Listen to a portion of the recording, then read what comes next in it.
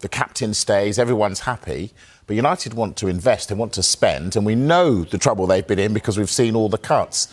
So how do they get players in the door when they could have had £100 million worth of players in the door?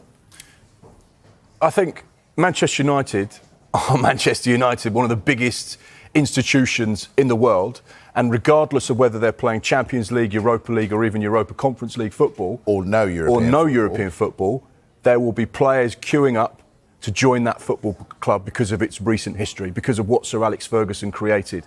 It's a juggernaut of a football club that's lost its way, but you get the feeling that it won't be like that forever. Now, they have good people at the football club, they have ambitious coaching staff, they have players, and they have a captain that's passionate about the Old Trafford project.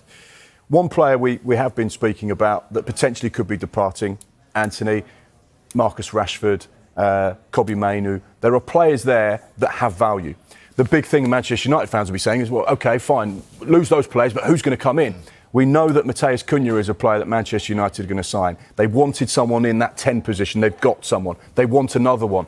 The latest is on Bryan Mbeumo is that he has signalled his intent to Manchester United that he would like to join them over the course of this summer. And that's their attacking option. Look at all of those players. They can't possibly need all of them. Of course. And like we say, a number of them will represent some value. And there will be clubs interested in possibly doing a deal for those players at Manchester United. We've got Bryan Mbeumo down the bottom with an asterisk, which means it's not done yet. Long way to go. But this is a player that brings guaranteed performances, end product and goals. That's what he's been doing at Brentford since 2019. We know that he's got 1 year left plus a club option year as well. But Brentford have actually been really sensible and respectful to the player who has given everything since he arrived. And they said, look, we understand what you've done for this football club, what you've brought to us, what you've given. So therefore, if the right offer comes in, we're prepared to let you go. And we respect you that much. You've earned the right to move on should you get that opportunity. So, yeah, this is definitely one to keep an eye on. It's our information as well that the other interest from Premier League sides in Bryan Mbeumo, he has politely declined, saying Manchester United is where my focus is. So, therefore, this rebuild that seems to be happening quite quickly could have two new really important attacking players, despite that long list of players they already have in the building at the moment. Yeah. Mark, I want to talk to you about Bournemouth.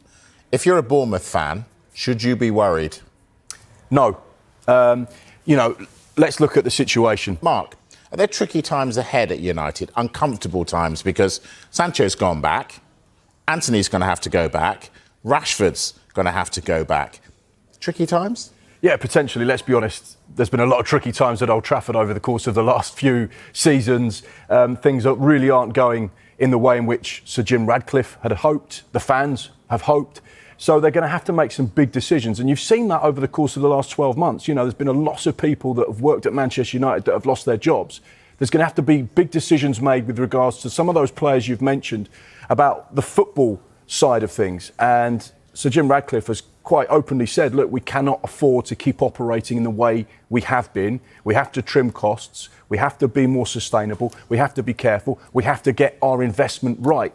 And when you look at those players, Marcus Rashford, Jadon Sancho, Anthony, best part of £1 million a week there that's going to be potentially not involved in that first team if Ruben Amorim doesn't step in and say, actually, clean slate, these boys can play for me and they can prove that they're Manchester United players over the course of pre-season. And if they do that, no problem. However, you get the feeling that the accountants might just be leaning in and saying, actually, we could do with lifting him off the wage bill. He represents 100% pure profit for PSR. So therefore, actually, our favourite situation would be that these depart the football club. And that's where they're going to have to find suitors. And that's the problem. Because is someone going to pay £40 million for Marcus Rashford? Is someone going to get close to the £80 million that they paid for Anthony? He's just been on loan at Real Betis. So therefore, Manchester United are probably going to have to accept we're going to lose some money, but how much can we afford to lose and how much do we want to lose?